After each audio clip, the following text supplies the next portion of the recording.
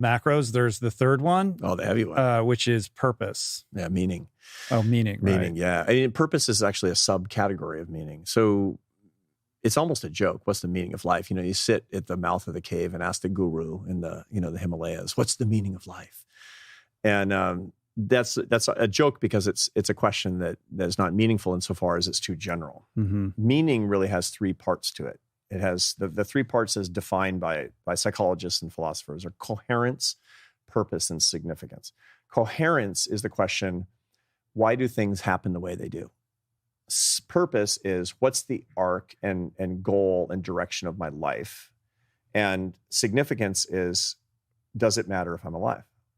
And when I dig into those particular questions, I can find a crisis of meaning in people's lives that's a lot more specific and we can deal with it better. I actually have a 2-question diagnostic test when I'm seeing if people have a crisis of meaning in their lives. If they don't have answers, you want to take the test? Sure. All right. It's a heavy test. All right. And there's no wrong answers, but you have to have answers. Mm-hmm. Okay. So here's the 2 questions. Why are you alive?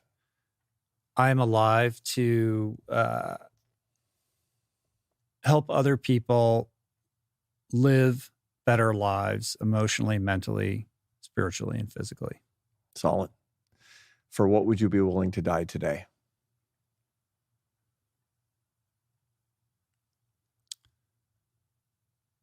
The welfare of my wife and children.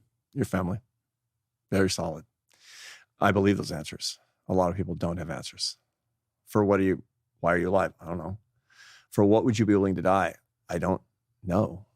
And the problem, there's a meaning crisis in your life, which is arguably the most difficult and most complicated and most beautiful and sort of manifold aspect of happiness, because it involves so much unhappiness. You didn't find the answers to the question you just gave me except through tremendous pain. Mm-hmm. You didn't.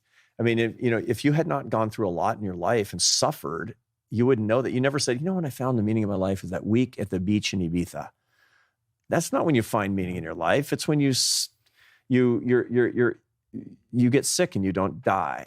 When you lose somebody, when you're rejected, when you're afraid. Those are the moments when you actually learn the answers to that. And I meet people all the time who are trying to avoid unhappiness so much that they never find meaning in their lives. It's like it's the opposite of the hippie generation. Mm-hmm. If it feels good, do it, which is terrible advice. Even worse is if it feels bad, make it stop. If I'm in pain, it means there's a problem and I'm defective. If there is suffering, I must treat it immediately and make it go away. That's folly, because that's the way to avoid meaning. And if you avoid meaning, you're not going to find happiness. Yeah, pain is the teacher. It is. It is the guide that ultimately delivers many a person to the promised land of trying to understand greater meaning and purpose in their lives. Suffering is incredibly sacred.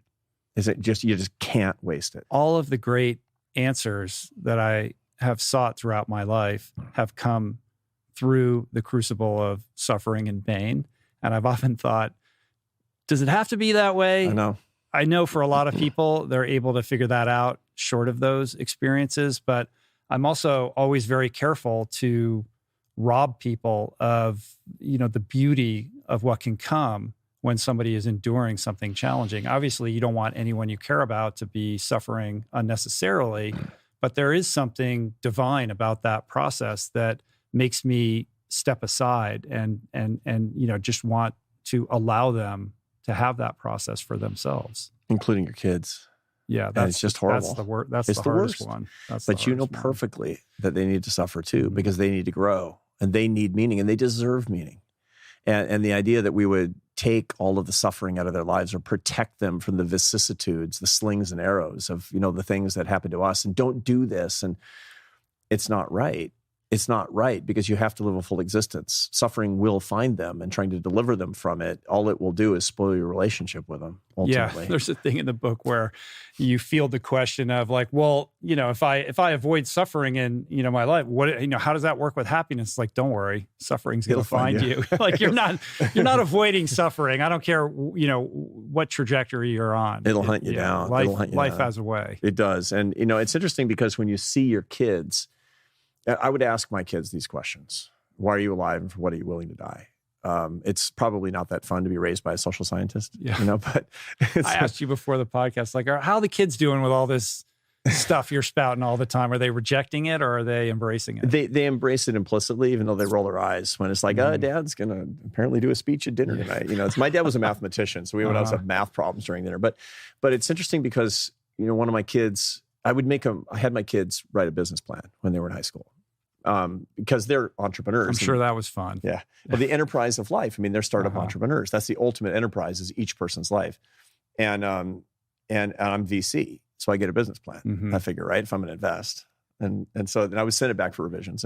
And my son, he hated school. He just couldn't focus and it didn't go well and all that. And his business plan was just, I got into some college. And I was like, no, this is unoriginal. How are you going to find the answers to these questions?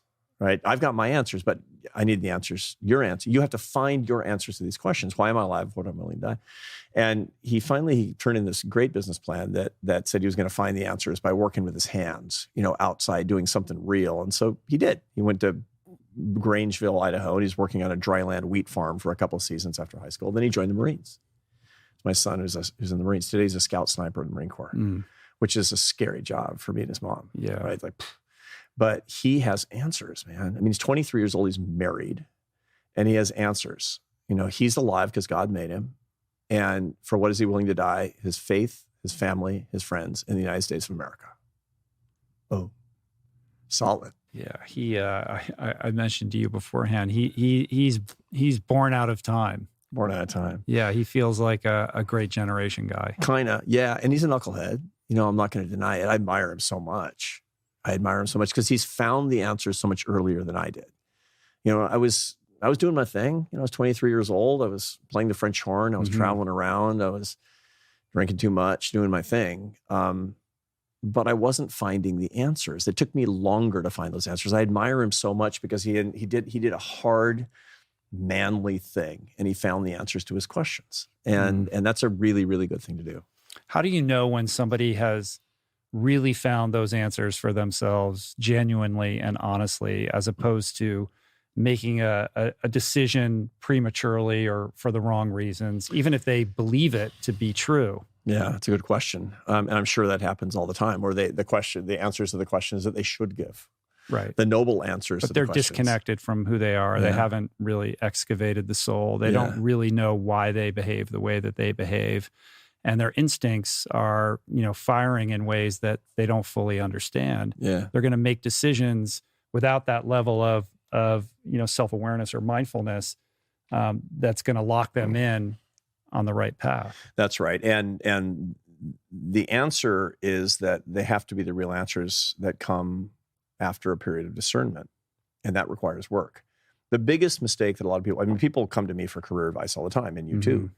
And I teach graduate students at Harvard University. And so they're on a just hardcore path toward professional excellence.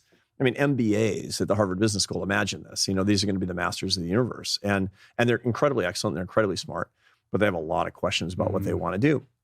And the biggest mistake that they can make is thinking that taking every opportunity that comes into their path or doing the thing that looks the most worldly rewarding is actually going to deliver them the answers to their meaning questions, and thus give them a sense of purpose and then happiness. And that's just not right. You need to actually do the work.